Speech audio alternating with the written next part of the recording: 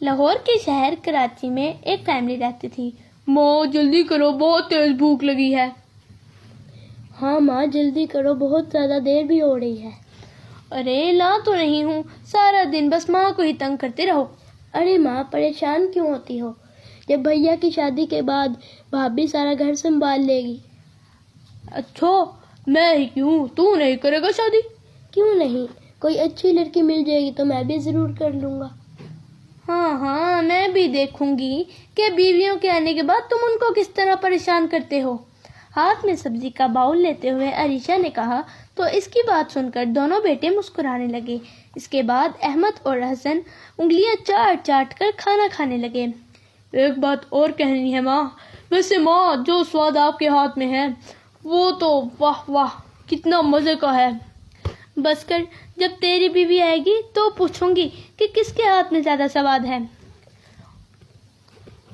واہ ماں واہ، کیا بات کہہ دی آپ نے۔ اوے تو چپ چاپ کھانا کھا ورنہ خود سے پہلے تیری شادی کروا دوں گا۔ احمد کی اس بات کو سن کر عریشہ سوچ میں پڑ گئی۔ ویسے احمد نے بات تو ٹھیک کی ہے۔ مطلب کون سی بات ماں؟ حسن بھی تو اب شادی کے لائق ہو ہی گیا ہے، ٹھیک ٹھاک کما بھی لیتا ہے۔ میں کہہ رہی تھی کہ تم دونوں کی شادی اکٹھے ہی کر دوں۔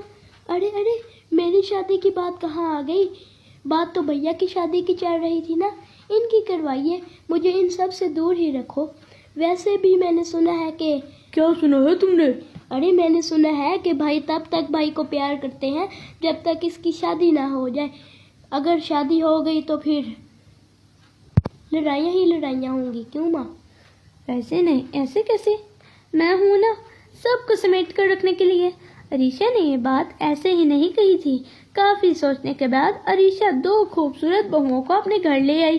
اپنے دونوں بیٹوں کے گھر بستے دیکھ کر وہ بہت خوش تھی، لیکن یہ اتنا بھی آسان نہ تھا۔ ابھی اصل بات تو ہونا باقی تھی۔ کچھ دنوں تک تو سب ٹھیک چلا، پھر ایک دن… سنو بھی، مجھے آپ سے ایک بات کرنی ہے۔ کیا ہوا، بولو۔ ارے وہ عائشہ تو بہت فضول خرچی کرتی ہے۔ کیوں، ایسا کیا کر دیا اس نے؟ جب دیکھو کھانے میں مگن، پیزا برگر شاورما کہتی رہتی ہے، مجھے تو یہی بتاتی رہتی ہے۔ ہاں تو کیا ہو گیا؟ ہوا یہ کہ جو راشن 5 سے 6 ہزار میں آتا ہے وہ اس مہارانی کی وجہ سے 12 سے 13 ہزار کا پڑتا ہے۔ ایسے ہی چلتا رہا تو ہم تو سڑک پر آ جائیں گے۔ احمد عائشہ کی بات سن کر سوچ میں پڑ گیا، مگر یہ کہانی اس کمرے میں ہی نہیں تھی بلکہ دوسرے کمرے میں بھی یہی حال تھا۔ چھوٹے بھائی حسن کی بیوی… دیکھو جی، ایسے نہیں چلے گا، میں کہہ دیتی ہوں۔ پر کیا ہوا، تمہاری بھابھی بھکاریوں کے خاندان سے ہے کیا؟ ارے ایسے کیوں بول رہی ہو؟ سارا دن دال چاول کھچڑی بس یہی کچھ بناتی رہتی ہے۔ 4 دن کی زندگی ہے اور 3 ٹائم کا کھانا ہے تو کچھ اچھا کھا لے۔ دونوں طرف ایک ہی حال تھا۔ عائشہ کو اس کی دیورانی بہت فضول خرچ لگتی تھی اور وہیں اقرا کو اس کی جٹھانی 1 نمبر کی کنجوس لگتی تھی۔ آہستہ آہستہ یہ لڑائی روز روز کے جھگڑوں سے بڑھ کر تو طراق پر آ گئی۔ آخرکار عریشہ نے پریشان ہو کر گھر کی کچن کا بٹوارا کر دیا۔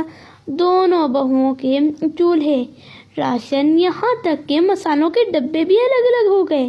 دونوں بہویں ایک ایک وقت پر کھانا بنانے لگیں اور اس طرح دونوں بھائیوں نے بھی آپس میں بات کرنا بالکل بند کر دیا، لیکن دونوں بہویں بہت خوش تھیں۔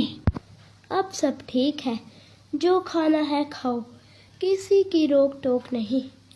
جب اون پٹانگ چیزیں کھا کر پیٹ خراب ہوگا نا تب پتہ لگے گا۔ دوسری طرف ان سب چیزوں سے عریشہ بہت پریشان تھی۔ وہ بس یہی سوچتی رہتی کہ دونوں میں صلح کس طرح ہوگی اور کچن دوبارہ ایک ہو جائے۔ تبھی عریشہ نے ایک ترکیب سوچی۔ جس وقت کچن میں کوئی نہیں تھا، عریشہ کچن میں گئی اور آٹے کے ڈبے میں سے ڈھیر سارا آٹا نکال دیا۔ پھر موقع دیکھ کر اقرا کے سلنڈر کا پائپ نکال کر کافی ساری گیس ضائع کر دی۔ عریشہ ہر روز ایسا ہی کرنے لگی، کبھی دال نکال دیتی تو کبھی کسی کے چاول نکال دیتی۔ اس وجہ سے دونوں بہوؤں کا راشن بہت جلدی ختم ہونے لگا۔ دونوں بھائیوں کا خرچہ بہت بڑھ گیا اور پھر ایک دن… ارے یار اقرا، کہاں سے لاؤں اتنے پیسے؟ ایسا بھی کیا بناتی ہو کہ مہینے کا راشن 15 دنوں میں ختم ہو جاتا ہے؟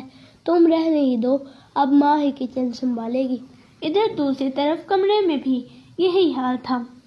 ارے تم بناتے ہی کیا ہو؟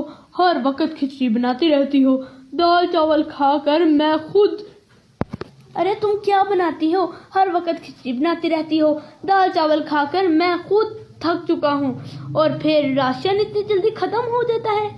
سلنڈر بھروائی جا رہی ہو، اب تم سے نہیں ہوگا، اب ماں ہی کچن سنبھالے گی۔ عریشہ کا طریقہ کام کر گیا۔ دونوں بہوؤں کو جب کچھ سمجھ نہیں آیا تو انہوں نے ہار مان کر دوستی کر لی، اور اس طرح عریشہ کا کام بھی صحیح ہو گیا اور وہ دونوں کی دوستی بھی ہو گئی۔